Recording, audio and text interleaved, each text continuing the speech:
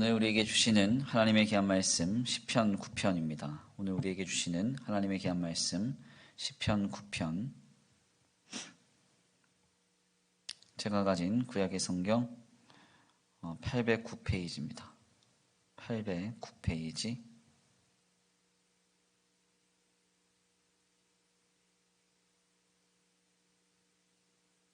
시편 9편입니다. 함께 다 같이 말씀이 좀 길기 때문에 한 절씩 교독하고 마지막 절 봉독하겠습니다. 제가 먼저 봉독합니다. 내가 전심으로 여호와께 감사하오며 주의 모든 기이한 일들을 전파하리이다. 내가 주를 기뻐하고 즐거워하며 지존하신 주의 이름을 찬송하리니 내 원수들이 물러갈 때에 주 앞에서 넘어져 망함이니이다. 주께서 나의 의와 송사를 변호하셨으며 보좌에 앉으사 의롭게 심판하셨나이다. 이방 나라들을 책망하시고 악인을 멸하시며 그들의 이름을 영원히 지으셨나이다. 원수가 끊어져 영원히 멸망하였사오니 주께서 무너뜨린 성읍들을 기억할 수 없나이다. 여호와께서 영원히 앉으시며 심판을 위하여 보좌를 준비하셨도다. 공의로 세계를 심판하시며 정직으로 만민에게 판결을 내리시리로다. 여호와는 압제를 당하는 자의 요새이시오 환난 때의 요새이시로다. 여호와여 주의 이름을 아는 자는 주를 의지하오리니 이는 주를 찾는 자들을 버리지 아니하심이니이다. 너희는 시온에 계신 여호와를 찬송하며 그의 행사를 백성 중에 선포할지어다. 피 흘림을 신문하시는 이가 그들을 기억하시며 가난한 자의 부르짖음을 잊지 아니하시도다. 여호와여 내게 은혜를 베푸소서. 나를 사망의 문에서 일으키시는 주여 나를 미워하는 자에게서 받는 나의 고통을 보소서. 그리하시면 내가 주의 찬송을 다 전할 것이요 딸 시온의 문에서 주의 구원을 기뻐하리이다. 이방 나라들은 자기가 판 웅덩이에 빠지며 자기가 숨긴 그물에 자기 발이 걸렸도다. 여호와께서 자기를 알게 하사 심판을 행하셨으며 악인은 자기가 손으로 행한 일에 스스로 얽혔도다. 악인들이 스올로 들어가며 하나님을 잊어버린 모든 이방 나라들이 그리하리로다. 궁핍한 자가 항상 잊어버림을 당하지 아니하며 가난한 자들이 영원히 실망하지 아니하리로다. 여호와여 일어나사 인생으로 승리를 얻지 못하게 하시며 이방 나라들이 주 앞에서 심판을 받게 하소서. 여호와여 그들을 두렵게 하시며 이방 나라들이 자기는 인생뿐인 줄을 알게 하소서. 아멘. 할렐루야. 할렐루야. 오늘도 하나님의 예비하신 귀한 은혜가 있는 줄 믿습니다. 귀한 시간 하나님의 은혜로 새롭게 되시고 하나님의 귀한 말씀 가운데 힘을 얻고 변화받는 귀한 시간 되시길 간절히 축원합니다. 오늘은 시편 9편, 시편 9편의 귀한 말씀을 통하여서 승리의 주님을 선포하라, 승리의 주님을 선포하라 라는 제목으로 하나님의 귀한 말씀을 함께 나누고자 합니다. 특별히 진리인 기독 신앙은 예수 그리스도를 통해 구원하신 하나님을 믿습니다. 우리가 믿는 이 하나님은 십자가라고 하는 예수님의 구속의 역사의 현장을 통하여서 죄와 사망의 비참이 자리 잡고 있는, 그래서 죄와 사망의 비참에 종된 상태였던 인간을 구원하신 하나님의 역사를 믿음으로 바라는데요. 특별히 이 십자가를 바라보는 관점은 크게 두 가지 관점으로 이해가 됩니다. 하나는 소위 이제 이 십자가를 영광의 십자가로 보는 관점이에요. 영광의 십자가로 본다는 것은 예수님이 지셨던 십자가가 죄와 사망이라고 하는 그 비참한 죄의 싹을 치르는 현장이었지만은 더 나아가 이 십자가를 통하여서 그분이 이루신 놀라운 구원과 영광이 있기 때문에 이 십자가를 볼 때 비참과 어떤 죄의 값으로 이 십자가를 보기보다는 하나님께서 영광의 도구로 삼으신 십자가로 그 사역의 현장을 이해하는 것입니다. 두 번째로는 우리의 죄의 값을 치르신 죄 속의 십자가로 보는 관점이 있어요.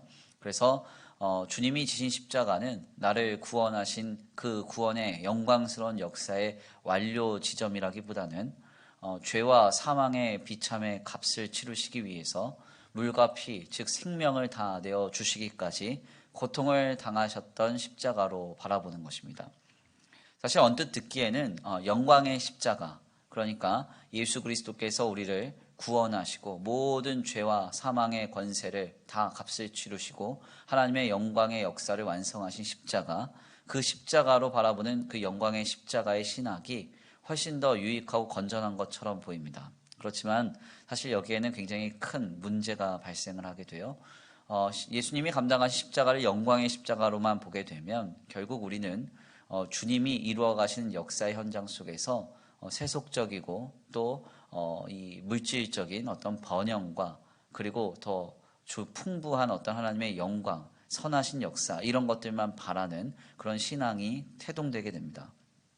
예수 그리스도가 십자가를 지신 것은 나의 죄의 값으로 인해서 주님이 십자가를 지신 것이죠. 그렇기 때문에 그 십자가는 철저히 죄의 속죄받은 현장으로서 이해되어야 하고, 더 나아가서 우리가 그 십자가를 볼 때는 늘 겸허한 마음으로 늘 회개하면서 머리 숙여 그 십자가를 겸손히 바라봐야 할 것입니다. 그렇다면 주님의 영광스러운 역사는 어디에서 완성이 되었는가?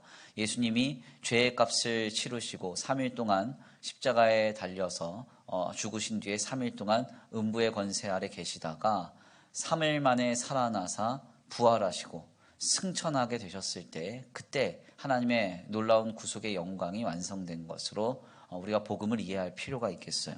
그래서 사도 바울이 말한 바와 같이 잠자는 자들의 첫 열매가 되셔서 그 부활의 영광을 완성하신 예수님께서 우리에게 부활의 그 영광을 보여주시고 그 이후에 승천하게 되셨을 때 하나님의 놀라운 그 영광이 구속사 가운데 완성되었다고 이제 우리가 보는 것이 건전합니다. 왜 시편 9편을 해석하기 전에 이것을 좀 먼저 전제하는가 하냐면, 우리가 어떠한 하나님의 역사, 즉 그러니까 영광스러운 하나님의 역사 혹은 승리의 역사를 논할 때 늘 전제되어야 하는 한 가지가 있기 때문에 그렇습니다. 우리가 하나님께서 승리하셨다, 하나님께서 영광스럽게 모든 하나님의 역사를 이루셨다, 이것을 너무 강조하다 보면 소위 우리 안에 이제 그 세속화된 신앙이 싹트게 되기 때문에 그래요. 우리가 말하는 주님의 승리와 주님의 영광스러운 그 역사, 구속의 역사는 사실 우리의 죄의 값을 치르신 그 죄속의 현장을 통과하여서 이루어지는 것이죠. 그렇기 때문에 우리가 주님의 역사와 주님의 승리와 주님의 영광을 논할 때는 항상 나를 위하여 십자가를 지시고 모든 물과 피를 쏟으사 생명까지 내어주신 그 예수님의 희생과 사랑을 늘 전제하지 않을 수 없습니다. 그러니까 하나님께서 이루신 승리와 하나님께서 이루신 영광이 마치 내 삶의 어떤 세속적인 번영과 풍부를 일으켜 주기 위한 방편이 되지 않기 위해서는 나를 위하여 십자가를 지시고 나를 위하여 모든 것을 희생하신 그 예수님께서 감당하신 십자가의 자리가 늘 전제되어야 한다는 것이죠. 아무튼 너무 복잡한 말을 서두에 많이 했는데요. 오늘 본문의 내용을 통해서 우리는 무엇을 좀 깊이 들여다보려고 하는가 하냐면, 주님께서 이루신 그 승리를 우리는 어떻게 신앙해야 하는가에 대한 이야기를 조금 나누려고 합니다. 기독교는요, 앞서 복잡하고도 어렵게 설명을 드렸지만 어찌되었던 간에 우리는 승리하신 주님을 믿습니다. 아멘입니까? 죄와 사망의 비참으로부터 우리를 건져주시고 하나님의 영광스러운 구원을 완성하셔서 완전한 승리를 이루신 주님을 믿는 거예요. 아멘. 우리는 실패할 수 있습니다. 우리는 넘어질 수 있어요. 그렇지만 하나님은 실패하지 않고 하나님은 넘어지시지 않습니다. 하나님께서 예수 그리스도를 통하여 이뤄놓으신 그 승리는 그 누구도 빼앗아갈 수 없고 그 누구도 흔들 수 없는 거예요. 그 승리가 예수님 때문에 오늘 우리에게 허락이 된 것이죠. 그래서 우리는 지금 이미 승리하신, 승리를 확정하신 주님을 믿고 나아가는 것입니다.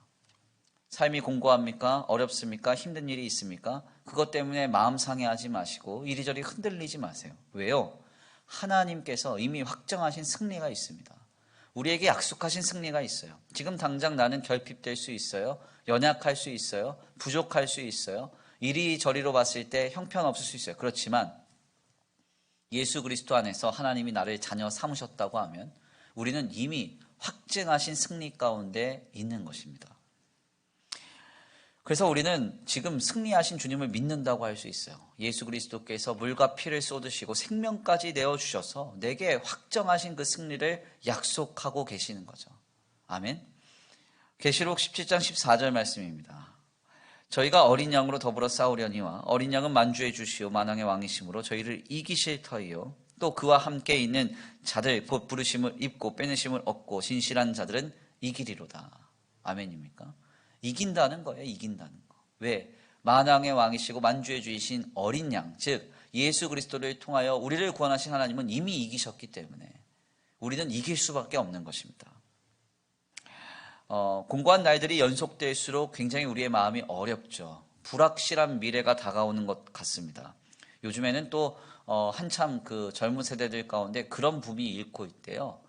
30대 영앤 리치 30대 때 성공을 해서 40대까지 돈을 모아서 40대 중반에 은퇴를 해서 산다는 거예요. 네, 이게 이해가 되십니까? 이해가? 네, 어떠세요? 이해되면 안 돼요. 이건 이해되면. 폴 스티븐슨이라고 하는 사람이 나이 들면 신학이라는 책에서 그런 얘기를 합니다. 뭐라고 하냐면 인류 역사를 잘 들여다보면 은퇴라는 개념이 등장하게 된 지가 한 120년밖에 안 됐거든요. 그러니까 20세기 초, 19세기 말에 독일 사회가 65세쯤에 은퇴하는 개념을 혹은 60세 그쯤에 은퇴하는 개념을 처음 사회적으로 도입하기 시작했어요. 근데 그때는 인류의 그 평균 어느 정도의 사람들이 이제 세상을 떠나는가 하냐면 오래 살면 65세, 70세 그때 세상을 다 떠났어요. 그러니까 사회적으로 은퇴 개념을 60세로 잡은 이유가 있는 거죠. 은퇴하고 나서 보통 한 5년 정도 살다가 세상을 떠나는 거예요. 그러니까 사회적으로 그걸 처음 도입했거든요. 한 130년 됐습니다. 130년. 네. 그러면 그 전에는 인류가 어떻게 살았느냐? 죽기 3년 전까지 힘써 일하다가 3년 정도 몸이 아파서 골골하고 이제 그렇게 쉬다가 3년 정도 있다가 이 세상을 떠나는 이게 인류 역사예요. 인류 역사. 수만 년 동안 인류는 이렇게 살아온 거예요. 그런데 갑자기 이제 이게 완전히 바뀐 거죠. 특별히 오늘날에는 이제 120세 시대라고 하지 않아요? 우리 교회에도 60대, 70대 우리 권사님들이 있는데 제일 일 잘하시는 권사님들이에요. 그때. 네. 30대, 40대 집사님들은 사실 아이들 키우기 바쁘고 가정 돌보기 바빠요. 그런데 교회의 진짜 핵심 일꾼은 제가 가만 보니까 60대, 70대. 아, 이러면 안 되나? 이러면 안 돼요? 아, 근데 실제로 그래요. 정말 일 잘하셔요. 왜 그런가 하냐면 그분들이 정말 아직 그래도 젊다는 거예요. 청춘이에요. 60이고 70이면. 120세 시대니까 70에 은퇴를 해도 50년을 살아야 돼요. 50년. 보통 경제 생활을 20대 때 한다고 하면은 그렇죠? 50년 일을 해서 쉬고 경제 생활 한 만큼 인생을 또 살아야 되는 거죠. 이런 시대인데 요즘 젊은 세대들이 어떻게 하려고 한다고요?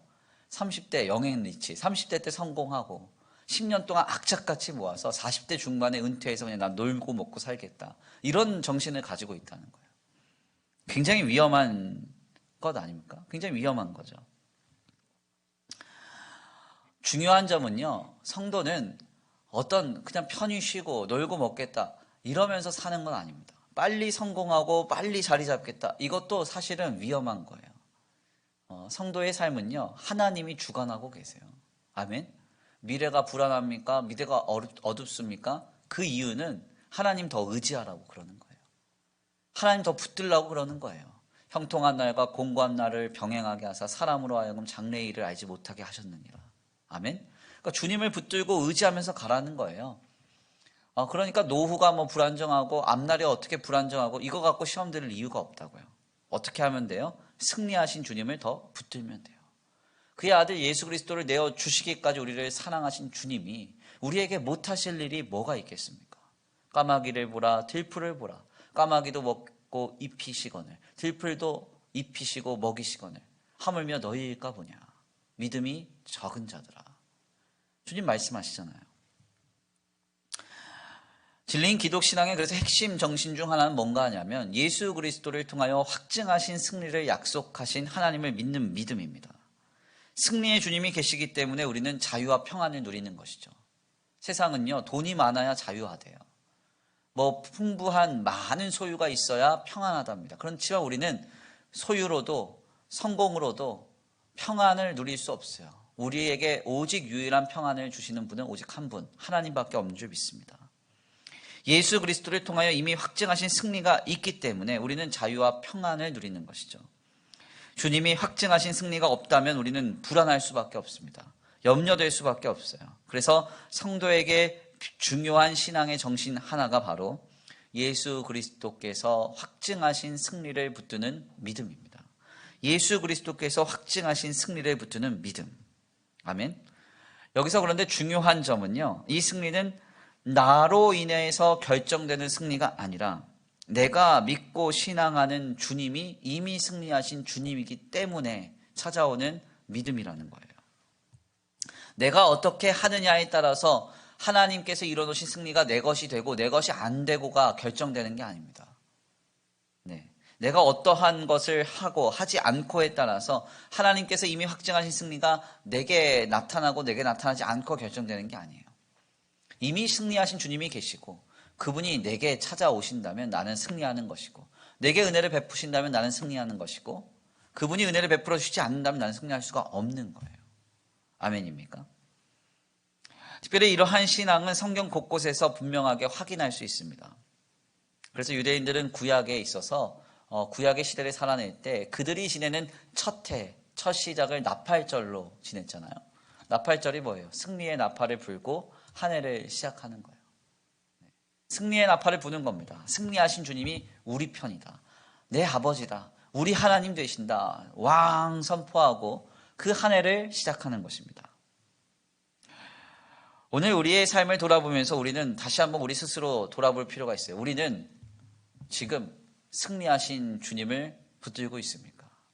승리하신 주님을 신뢰하고 있습니까? 신앙하고 있나요?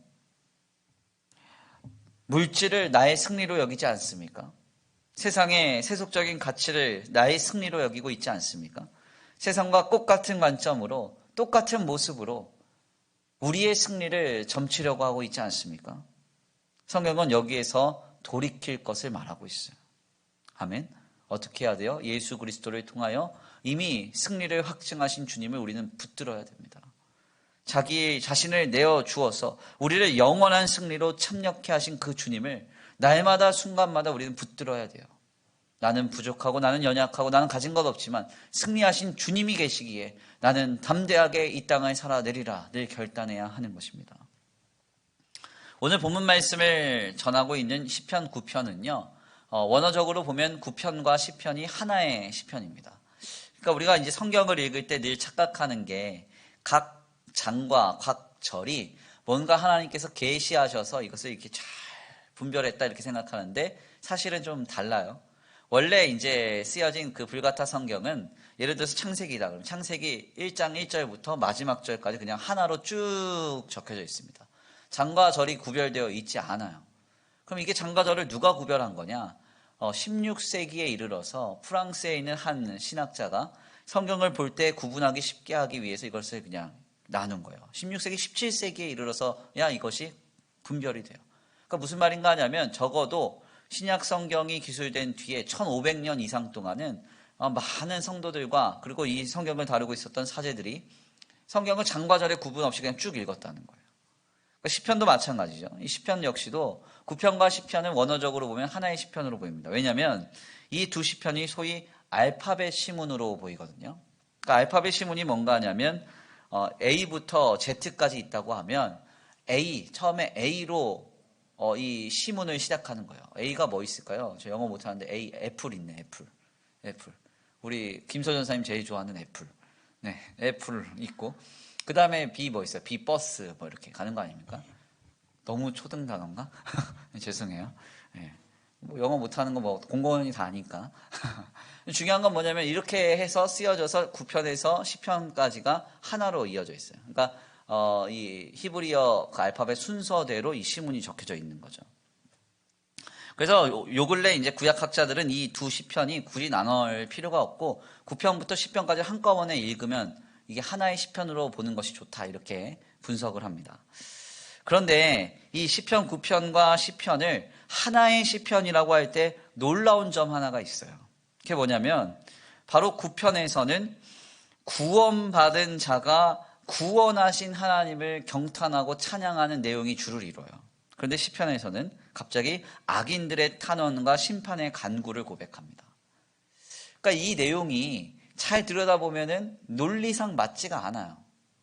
보통의 시편은 어떻게 구성이 돼야 돼요? 먼저 자신이 처한 그 어려운 상황, 나를 괴롭히는 악인들에 대한 하나님께 보고, 이게 이제 먼저 돼야죠. 그래서 하나님, 서정무 전도사님이 정말 제 말을 안 듣습니다. 뭐 이렇게.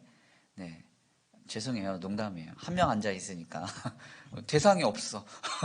네. 그러니까 뭐 누군가를 향해서 정말 저 사람 때문에 제가 너무 힘듭니다 하고 나서, 그 다음에 이제 마음을 쏟고 나서 어떤 기도가 이어져요? 그러나 하나님께서 오셔서 역사해 주시고 분명 응답하시며 모든 악의를 도말해 주실 것입니다. 이러면서 이제 시편이 논리적으로 고백이 돼야 되지 않습니까? 그런데 9편을 보면 먼저 구원하신 하나님을 향하여서 뜨겁게 신앙을 고백하고, 그리고 나서 시편에 악인들의 탄원이 전해진다는 거예요. 이게 참으로 인상적입니다. 먼저 9편을 좀 볼까요? 3절을 읽어보겠습니다. 3절 함께 봉독합니다. 3절 함께 봉독합니다. 시작. 내 원수들이 물러갈 때에 주 앞에서 넘어져 망함이니이다. 네, 놀랍죠? 뭐라고 말해요? 원수들이 망할 거래요.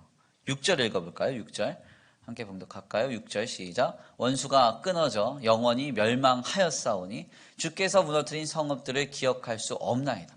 원수가 끊어져서 영원히 멸망했대요. 이건 과거형이잖아요. 해버렸다는 거예요. 이미 주님이 역사하셨다는 거예요. 9절 읽어볼까요? 9절. 네, 9절 시작. 여호와는 압제를 당하는 자의 요새시요 환난 때의 요새십니다. 아멘. 여호와는 압제를 당할 때 요새가 되어주시고 지켜주시는 놀라운 보호의 역사를 허락해 주신다는 거예요. 16절과 17절 읽어볼까요? 16절과 17절 함께 봉독합니다. 시작. 여호와께서 자기를 알게 하사 심판을 행하셨으며 악인은 자기가 손으로 행한 일에 스스로 얽혔도다. 17절. 악인들이 스올로 돌아가며 하나님을 잊어버린 모든 이방 나라들이 그리하리로다. 아멘. 뭐라고 말해요? 16절 보니까 이미 하나님께서 심판을 행하셨다. 심판을. 그렇죠? 17절 스올로 악인들은 이미 돌아가 버렸다. 이렇게 말해요. 완전한 승리를 선포합니다. 그런데 시편 10편을 보면요. 그 일이 해결됐느냐? 해결은 안 됐어요. 보니까. 시편 10편에서 보면 다시 뭐라고 말해요? 시편 10편 1절 보면 여호와여 어찌하여 멀리 서시며 어찌하여 환난 때에 숨으시나이까? 이렇게 말하잖아요. 그러니까 문제가 해결된 상태가 아니에요. 9편과 10편을 하나의 시편으로 봤을 때 문제가 해결된 상태가 아니고 문제가 여전히 산재하고 시편 기자가 씨름해야 할 어려움이 있는데, 그 어려움의 현장 속에서 지금 시편 기자는 뭐부터 선포하고 있다는 거예요? 하나님이 이루신 승리, 하나님이 역사하신 현장을 먼저 선포한다는 거예요. 이것은 오늘 우리에게 굉장한 신앙의 도전을 주죠. 우리는 지금 무엇을 믿어야 됩니까? 하나님의 승리를 절대적으로 믿어야 돼요. 하나님의 승리를 절대적으로. 아멘입니까? 주님의 승리에 대한 절대적인 신뢰가 필요해요. 제가 오늘 새벽 기도회를 통해서도 말씀을 드렸잖아요. 우리는 우리의 삶의 이익과 유익 정도를 얻으려고 주님을 믿는 게 아닙니다. 내 삶에 작은 도움 하나 얻으려고 예수님 붙드는 게 아니에요. 그러면 예수님 찾아온 그 한 무리 중에 한 사람처럼 선생님 하면서 선생님 붙들면서 예수님을 그렇게 붙들겠죠. 선생님은요, 붙들어도 되고 안 붙들어도 되는 존재잖아요. 그렇죠? 그렇지만 우리가 믿는 예수님은 어떤 분이에요? 주님이잖아요. 주님. 퀴리오스. 주님이 없으면 어떻게 돼요? 내 삶의 주인이 없으면 어떻게 돼요? 삶은 영위할 수 없는 거예요. 생명과 같은 거죠. 어떻게 이 주님을 붙들 수 있느냐? 이 주님이 이루어 놓으신 승리가 있기 때문에. 하나님의 나라, 그러니까 주님께서 내 삶을 통치하시고 다스리신다고 하면 누가 뭐래도 하나님의 영광과 하나님의 선함은 내 삶을 통하여 이루어져 갈 것이기 때문에 우리는 담대하게 주님을 믿을 수가 있는 것이죠. 코로나19의 시대를 지내면서 우리는 바로 이것을 분명하게 깨달아야 됩니다. 코로나19 어렵잖아요. 힘들잖아요. 하나님, 지금 내 삶에 이렇게 힘드니까 조그만한 도움을 주옵소서. 그러면서 주님을 붙들어 보세요. 시험 들 일이 너무너무 많아요. 어떻게 이렇게 고단한 나날들을 이겨내야 돼요? 눈앞에 봤을 때 선한 것 하나 없지만, 내 감각적으로 봤을 때는 희망과 소망이 없어 보이지만, 하나님은 지금 승리를 이루고 계신다. 완전한 선함을 이루고 계신다. 영원한 그 영광을 이루고 계신다는 확실한 믿음이 있으면 지금 내 감각을 초월하여서 하나님께 감사하고 감격하고 기뻐할 수 있는 거예요. 코로나19의 문제가 지금 장기화되고 있습니다. 그런데 이러한 상황 속에서요, 몇몇의 교회와 목회자들에게 나타난 아쉬움이 있어요. 그게 뭡니까? 하나님의 승리를 믿지 않는다는 거예요. 하나님의 승리를. 그러니까 너무 불안해하잖아요. 물론 교인들이 못 모이는 현실에 마음 아파하지 않을 목회자 없습니다. 저도 너무 아파요. 오늘도 2부 예배 드리는데 2부 예배를 드리다가 영상이 끊어졌다 그러네요. 속상하죠. 어떻게 할까? 사역자들 불러가지고 오늘은 반성문 쓰고 갈까? 심할서 뭐 이런 거. 그런 생각도 드는데 하필이면 오늘 설교 주제가 더 사랑해야 된다. 네. 저도 부교육자들을 더 사랑하기로 했어요. 그래서 무슨 말씀을 드리려고 하느냐 보세요. 모이지 못해요. 어렵습니다. 그리고 교회가 핍박받는 것 같고 성도들이 지탄받는 것 같고 우리의 신앙이 뿌리채 흔들리는 것 같아요. 하지만 하나님은 예수 그리스도를 통하여 이미 승리하셨잖아요. 아멘. 우리의 감각으로는 선한 것이 하나도 없어 보여도 하나님 일하고 계신다고요. 역사하고 계신다고요. 그럼 우리는 어떻게 선포해야 돼요? 시편 1절 말씀처럼 하나님 어찌하여 멀리 서시며 어찌하여 환난 때에 숨으셨나이까, 이렇게 고백할 것이 아니라 먼저 어떻게 고백해야 돼요? 시편 9편 3절이에요. 뭐라고 고백해야 돼요? 내 원수들이 물러갈 때에 주 앞에서 넘어져 망합니다. 6절 말씀, 원수가 끊어져 영원히 멸망하였사오니 주께서 무너뜨린 성읍들은 기억도 할 수 없나이다. 16절에 17절, 여호와께서 자기를 알게 하사 심판을 행하셨으며 악인은 자기가 손으로 행한 일에 스스로 얽혔도다. 악인들이 수월로 돌아가며 하나님을 잊어버린 모든 이방 나라들이 그리하리로다. 아멘. 이럴 때 우리는 하나님의 승리를 선포해야 돼요. 하나님, 우리는 모일 수 없습니다.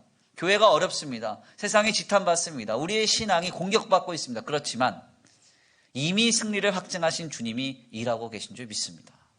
하나님은 반드시 승리하실 것입니다. 내가 힘든 것이지 하나님이 힘든 게 아니잖아요. 내가 어려운 것이지 하나님이 어려운 게 아니잖아요. 결국 모든 것을 합력하여 선으로 이뤄가실 주님을 우리는 기대해야 한다는 것이죠. 아멘입니까? 모교 신앙 독서본과 함께 읽었던 그 로드니 스타크의 책 기독교의 발흥이라는 책은 상당히 많은 인사이트를 주는 책입니다. 기존의 상식을 깨는 책이에요. 그래서 하나님의 역사를 사회학적으로 분석하는 책인데, 사회학적으로 분석하기 때문에 신앙서적으로 이 책을 읽었다가는 시험 들기 딱 좋아요. 그래서 별로 이렇게 신앙적인 서적으로는 추천하지 않습니다, 제가. 그렇지만 신앙적이진 않지만 흥미로운 책이에요. 한 가지 이 책을 통해서 분명하게 깨닫는 한 가지 뭔가 하냐면 이겁니다. 한 줄로 정리하면 이거예요. 하나님이 하시면 안 될 것이 없다. 하나님이 하시면 안 될 것이 없다. 그토록 핍박받던 초대교회 시절의 내용이 나옵니다. 그렇게 어렵고 고단했던 초대교회의 그 시절에 감염병까지 찾아와서 유럽 사회가 패닉에 이르러요. 근데 그때 기독교는 신앙의 진리의 진가를 나타내기 시작합니다. 그래서 기독교가 부흥을 해요. 어렵고 힘들고 힘든데 계속 어려워지는데 기독교는 부흥을 합니다. 우리의 상식과는 이해가 안 되는 일들이 벌어져요. 기독교인과 비그리스도인들이 혼인을 합니다. 그러면 이 기독교가 약화돼야 될 거 아니에요? 그런데 교회는 부흥해요. 믿는 자와 믿지 않는 자가 함께 결혼을 하는데 교회가 부흥한다고요. 이해가 되셨어요? 사회의 최약자층인 여성이 교회 안으로 들어오기 시작합니다. 우리는 보통 교회에는 힘 있는 사람이 다니면 좋다고 그러잖아요. 돈 있는 사람, 성공한 사람, 권력 있는 사람. 그래서 맨 교회 앞줄에는 국회의원들을 쫙 장로님으로 앉혀놓고 이쪽에는 뭐 육군 장성들을 앉혀놓고 그러면 교회가 굉장히 부흥하고 성장할 것 같죠? 천만에요. 로드니 스타크의 분석을 보면 사회의 최약자층들이 교회에 들어오기 시작해요. 특별히 여성들이. 그리고 나서는 교회가 엄청나게 부흥합니다. 엄청나게 부흥해요. 세상의 이치와 성장학적 관점으로 해석이 안 되는 게 너무 많아요. 이게 바로 하나님의 역사예요. 하나님의 역사. 오늘도 우리가 주일 오전 예배 시간을 통해서 조그마한 영상 짧게 나눴는데요. 코로나19 때문에 힘들다고요? 어렵다고요? 이럴 때일수록 하나님의 구원받은 백성은 더 주께로 돌아옵니다. 하나님 일하고 계세요. 흔들리지 마세요. 우리가 못 모이고 있고 우리가 힘들다고 해서 하나님이 일하시지 않는 게 아닙니다. 우리가 힘들고 우리가 어렵다고 해서 하나님이 힘드신 게 아니에요. 어렵고 고단하며 약하고 부족한 상태에서 늘 하나님은 일하셨습니다. 그리고 주님은 그 속에서 분명한 한 가지를 우리에게 말씀하시죠. 나는 하나님이다. 나는 하나님이다. 나는 너희가 생각하는 피조물이 아니라는 거예요. 너희가 담을 수 있는 존재가 아니라는 거예요. 아멘입니까? 예수 그리스도를 통하여서 이미 승리를 확증하신 주님이 우리의 주님이 되고 우리의 하나님 되신다고 하면 우리는 지금 그 주님을 붙들고 살아가야 합니다. 코로나 시국이 연속적으로 어려운 그런 마음을 주는 이 시국 가운데 우리 성도님께 저는 묻고 싶습니다. 지금 우리 모두는 예수 그리스도를 통하여 승리를 확증하신 하나님을 분명히 신앙하고 있습니까? 분명히 신앙하고 있습니까? 내 감각으로 봤을 땐 선한 것이 하나도 없고 소망이 없고 불확실하며 어두운 미래가 우리를 불안하게 만들고 두렵게 만드는 이 시점 속에서 우리는 지금 승리하신 주님을 붙들어야 할 줄 믿습니다. 그 승리의 주님을 붙들 수 있는 이 시편 9편의 정신을 가지고 오늘을 믿음으로 담대하게 살아갈 수 있는 저와 우리 성도들 모두가 되시기를 간절히 축원합니다. 우리 이 시간 귀한 말씀 붙들고 함께 기도 올려드리겠습니다. 찬양으로 함께 결단하시겠는데요. 위닝올, 온 세상 창조주, 온 세상 구원자, 모두 승리하리 찬송하겠습니다. 우리 힘차게 각 처소에서 박수 치시면서 힘차게 찬송 올려드리시고 승리하신 주님을 붙들며 나아가겠습니다. 찬양으로 결단합니다.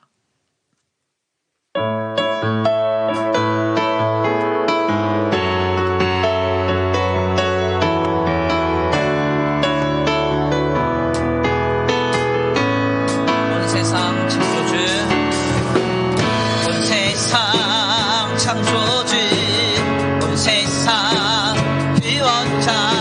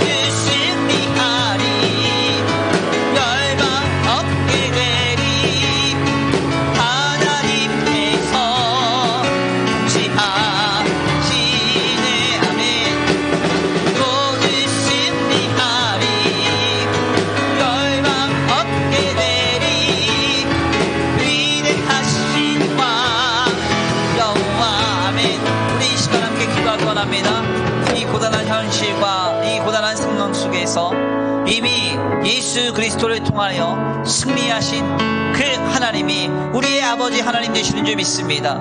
그렇다면 더 이상 공고하다고 하여 어렵다 하여 실망할 일 없고 불안해할 일 없고 낙심할 일 없습니다. 하나님 겸손히 주님 앞에 나아가 머리 숙여 기도하게 하시고 아버지 늘 승리하신 주님을 붙들며 믿음으로 담대하게 오늘의 삶에 살아가게 하여 주시옵소서. 우리 이 시간 간구하며 소원하시면서 주여 한번 부르시고 다같이 말씀 붙들고 기도 올려드리겠습니다. 주여 한번 부르시고 기도합니다.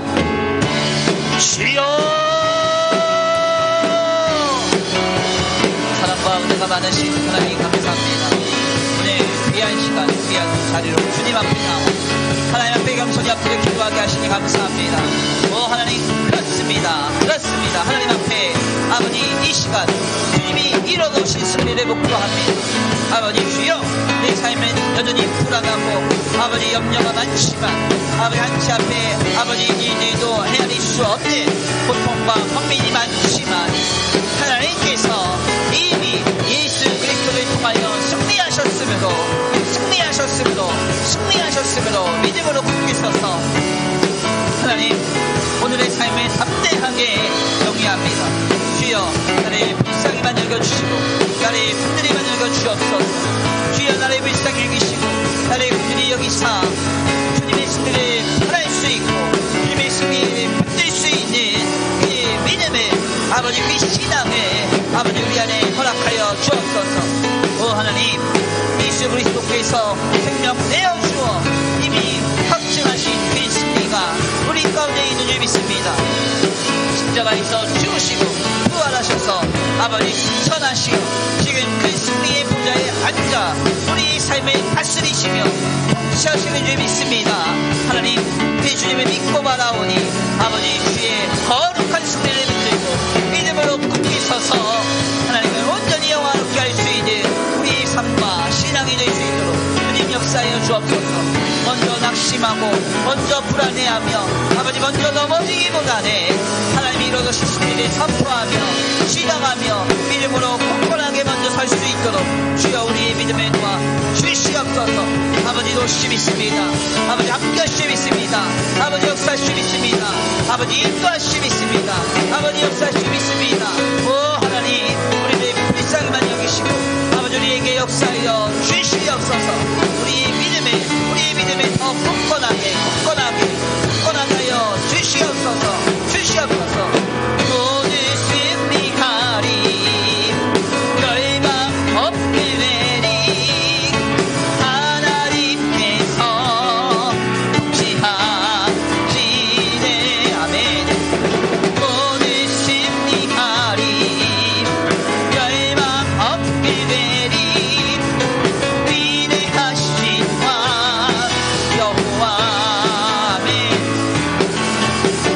모두 승리하리 열방 없게 되리 하나님께서 통치하시네.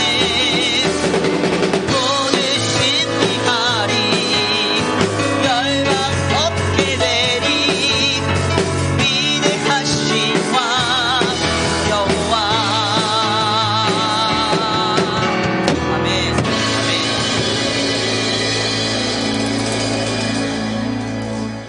사랑과 은혜가 많으신 하나님 감사합니다. 오늘 귀한 시간 귀한 자리로 주님 앞에 나와 시편 9편의 고백을 듣게 하시니 감사합니다.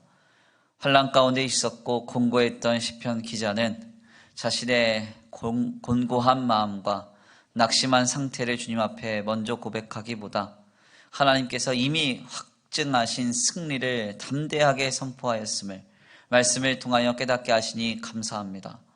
하나님 아무것도 해결된 것이 없는 이 코로나 시국의 현장 속에서 우리가 지금 무엇을 해야 할지를 다시 한번 고민해 봅니다. 예수 그리스도를 통하여 우리를 구원하시고 아버지 부활하사 잠자는 자들의 첫 열매가 되시고 승천하셔서 승리의 보좌에 앉아 계시는 예수님이 계심에도 불구하고 우리는 어찌 불안해하며 두려워하고 있습니까? 염려하며 곤고해하고 있습니까? 승리하신 주님만을 오직 붙들고 믿음으로 일어나 하나님을 영화롭게 하며 하나님을 기쁘시게 하는 강하고 담대한 신앙의 삶을 영위하기를 원하오니 주여 우리의 마음과 생각을 붙들어 주시옵소서. 오늘 귀한 주일 오후 예배까지 주님 앞에 나와 겸손히 머리 숙여 기도하는 우리 귀한 성도들 한 사람 한 사람 붙들어 주시옵시고, 우리의 예배 자리 가운데 임재하사 하나님 안에서 아버지 새 힘과 새 능력 주시옵시되, 한 주간의 삶을 영위할 때 세상의 시류에 휩쓸리지 아니하고 오직 믿음으로 굳게 서서 승리하신 주님과 함께 담대히 믿음으로 살아갈 수 있는 거룩하고 복된 한 주간의 삶이 되게 하여 주시옵소서. 오늘도 귀한 예물 주님 앞에 올려드리오니 이 예물이 쓰여지는 곳곳마다 영혼과 생명이 살아나게 하시고 하나님의 나라와 주님의 복음을 위하여 거룩하게 들어 쓰임받는 거룩한 예물 되게 하여 주시옵소서. 들어진 손길 위에 복의 복을 더하여 주시옵시고 이 가정과 생업 위에 하늘의 신령한 목과 땅의 기름진 복으로 30배, 60배, 100배로 날마다 차고 흔들어 넘치도록 채워 주시옵소서. 도시주 믿고 감사함을 올려드리오며 사랑과 은혜가 많으신 우리 구주 예수 그리스도의 이름으로 감사하며 기도 올려드립니다. 아멘. 이제는 우리 주 예수 그리스도의 은혜와 성부 하나님의 극진하신 사랑하심과 성령 하나님의 내주 교통하심이 오늘 주님 앞에 나와 다시 한번 승리하신 주님만을 붙들고 살아가기로 결단하는 모든 성도들 머리 위에 이제로부터 영원토록 함께 있을지어다. 아멘.